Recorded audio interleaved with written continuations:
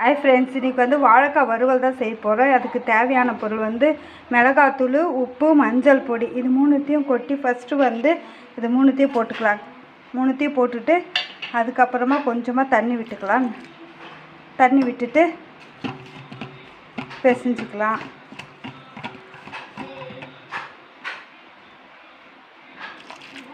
தண்ணி விட்டு பிசைஞ்சிட்டு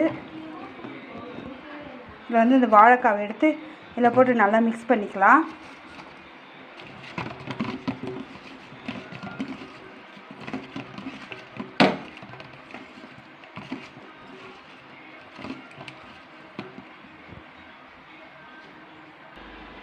இதை நல்லா மிக்ஸ் பண்ணிக்கலாம்.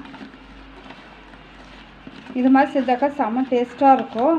இது வந்து தவாவில் போட்டு நம்ம வறுத்து எடுக்க போகிறோம். மீன்லாம் ஃப்ரை பண்ணுங்க, அது மாதிரி வந்து இதை போட்டு ஃப்ரை பண்ணி எடுத்தால் செம்ம டேஸ்ட்டாக இருக்கும். இதை அப்படியே கொஞ்சம் நேரம் வந்து ஊறட்டும். அதுக்கப்புறமா நம்ம தவாவில் போட்டு எடுத்துடலாம். ஸ்டவ் பற்ற வச்சுக்கலாம். இதில் லைட்டாக எண்ணெய் விட்டுக்கலாம். எண்ணெய் விட்டுட்டு கவுனுன்னா எடுத்து இது போட்டுக்கலாம்.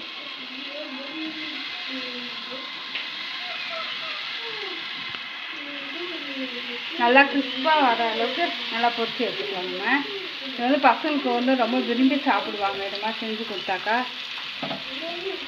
சாம்பார் சாதம், ரச சாதம் எல்லாத்துக்கும் சாப்பிட்லாம். தயிர் சாப்பாடுக்கு, லெமன் ரைஸ் எல்லாத்துக்குமே சூப்பராக இருக்கும் இந்த டிஷ்ஷு.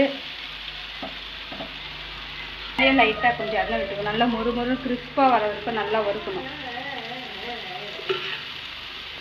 கொஞ்சம் எண்ணெய் அதிகமாக விடலாம், அப்போ தான் நல்லாயிருக்கும். எல்லாத்தையும்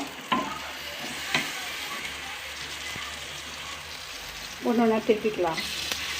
இப்போ ஸ்டவ் வந்து சிம்மிலே வச்சுட்டு அப்படியே எண்ணெய் ஊற்றி நல்லா திருப்பி ஒரு 3 செகண்ட் ரெண்டாக வெந்துடும்.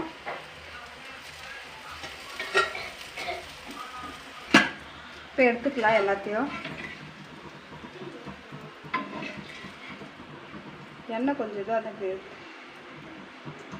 நெக்ஸ்ட் இது போடும்போது அது சரியாகும்.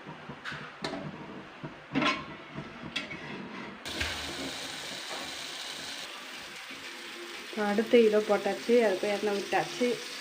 வீடியோ உங்களுக்கு பிடிச்சிருந்தாக்கா லைக் பண்ணுங்கள், சப்ஸ்கிரைப் பண்ணுங்கள். தேங்க்யூ.